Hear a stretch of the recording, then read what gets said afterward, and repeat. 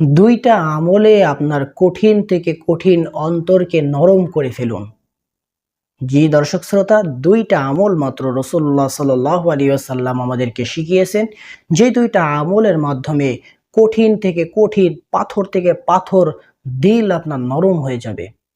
যাদের অন্তর কঠিন, যাদের অন্তর পাথরের মতো শক্ত, সবসময় গম্ভীর থাকে, রাগ নিয়ে থাকে, রুড ব্যবহার করে, আল্লাহ রসুল সাল্লাল্লাহু আলাইহি ওয়াসাল্লাম তাদের জন্য দুইটা আমলের কথা বলেছেন। একবার একজন সাহাবী রাসূলুল্লাহ সাল্লাল্লাহু আলাইহি ওয়াসাল্লামের কাছে অভিযোগ করেন তার অভিভাবক সম্পর্কে। তার অভিভাবকের দিল অনেক শক্ত, অনেক কঠোর, অনেক রাগী। তখন রাসূলুল্লাহ সাল্লাল্লাহু আলাইহি ওয়াসাল্লাম বলেন যে, দুইটা আমল করো, যে দুইটা আমলের মাধ্যমে তার দিল নরম হবে। সেই দুইটা আমল কি? এক নম্বর হচ্ছে এতিমের মাথায় হাত বুলাও, এতিমের মাথায় হাত বুলাও। ২ নম্বর হচ্ছে মিসকিনদেরকে খানা খাওয়াও। সুবহানাল্লাহ।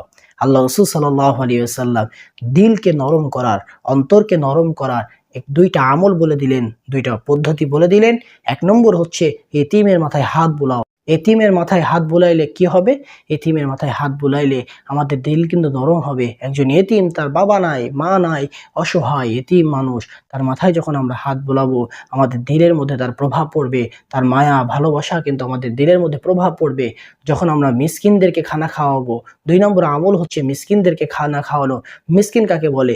যার কিচ্ছু নাই। ফকির আর মিসকিনের মধ্যে কিন্তু পার্থক্য রয়েছে। মিসকিন কাকে বলে?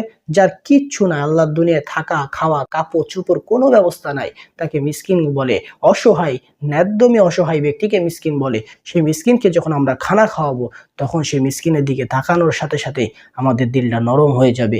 এই জন্য এই দুইটা আমলের মাধ্যমে আমরা আমাদের অন্তরকে নরম করতে পারি। আল্লাহ রাব্বুল আলামিন আমাদেরকে তৌফিক দান করেন।